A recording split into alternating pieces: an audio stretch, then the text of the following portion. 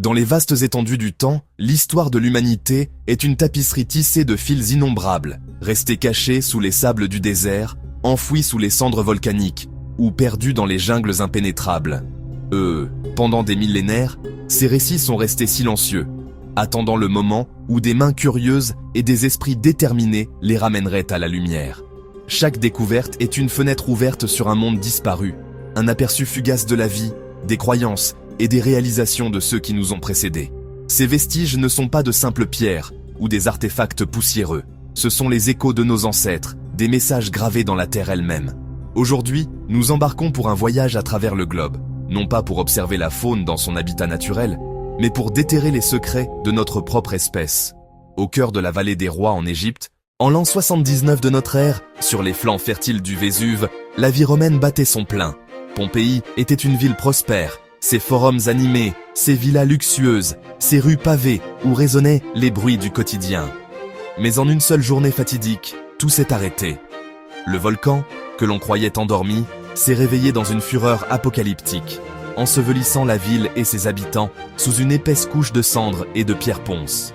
Pompéi a disparu de la carte, oubliée pendant près de 1700 ans. Sa redécouverte au XVIIIe siècle a offert au monde quelque chose d'absolument unique.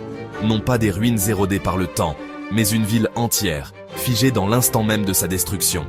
Ce qui rend Pompéi si extraordinaire, ce n'est pas seulement l'architecture préservée, les fresques aux couleurs encore vives, les mosaïques complexes. Ce sont les détails intimes de la vie quotidienne. Un pain encore dans un four, des graffitis sur les murs, des outils dans un atelier. Et plus poignants encore, les moulages en plâtre des victimes.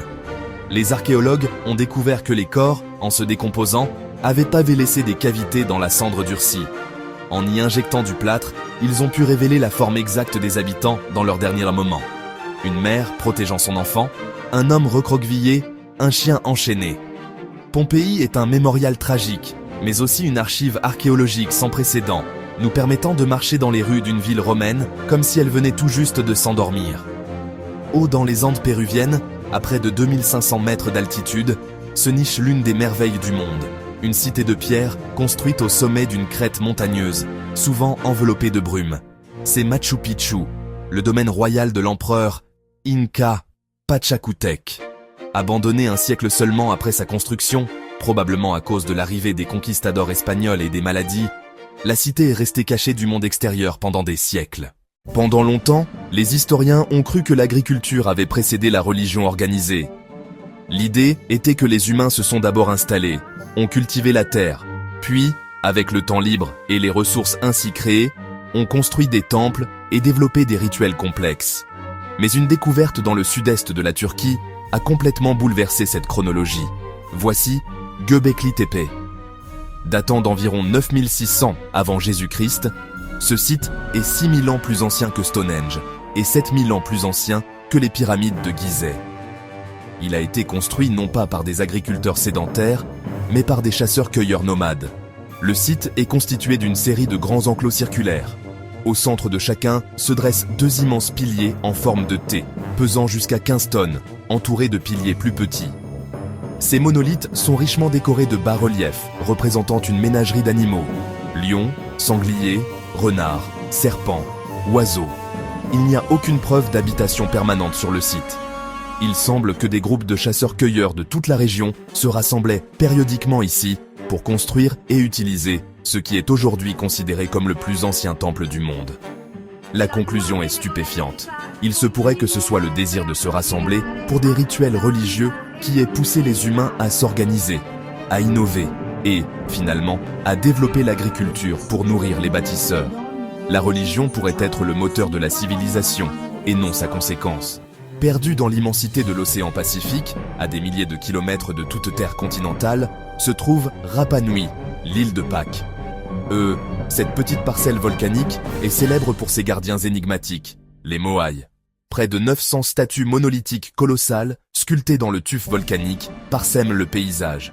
Visages allongés, traits sévères, corps massifs. Pour la plupart, elles ont le dos tourné à la mer, comme si elles veillaient sur les villages anciens. Comment cette petite population a-t-elle pu sculpter, transporter et ériger ces géants de pierre pesant plusieurs dizaines de tonnes? Un exploit monumental organisation sociale complexe et ingéniosité. Extraite de la carrière de Rano Raraku, sculptée sur place, transportée sur des kilomètres jusqu'aux Ahu, plateforme cérémonielle. On pense qu'elle représente des ancêtres divinisés, assurant fertilité et prospérité.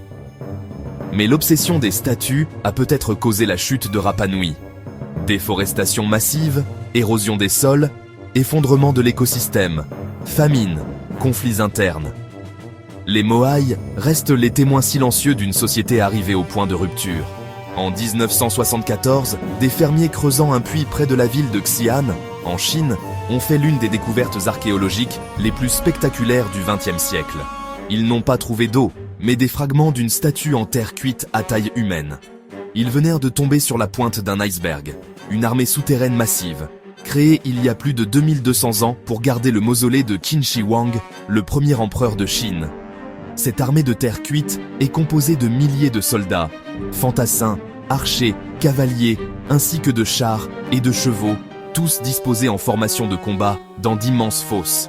C'est une vision à couper le souffle, une armée immortelle destinée à protéger son empereur dans l'au-delà. Ce qui est le plus incroyable, c'est l'individualité de chaque soldat. Bien que produits en série à partir de moules, chaque visage est unique, avec des coiffures, des expressions et des détails de moustaches différents. Ils étaient à l'origine peints de couleurs vives, bien que la plupart de ces pigments se soient estompés au contact de l'air. Cette découverte a offert un aperçu sans précédent de l'organisation militaire, de la technologie et de l'artisanat de la dynastie Qin. Elle témoigne également de la puissance et de l'égocentrisme d'un empereur obsédé par l'immortalité qui a mobilisé des centaines de milliers d'ouvriers pour construire non seulement cette armée, mais aussi un complexe funéraire souterrain qui, selon les textes anciens, reproduirait son empire tout entier avec des rivières de mercure. Le tombeau principal de l'empereur lui-même reste, à ce jour, volontairement inviolé.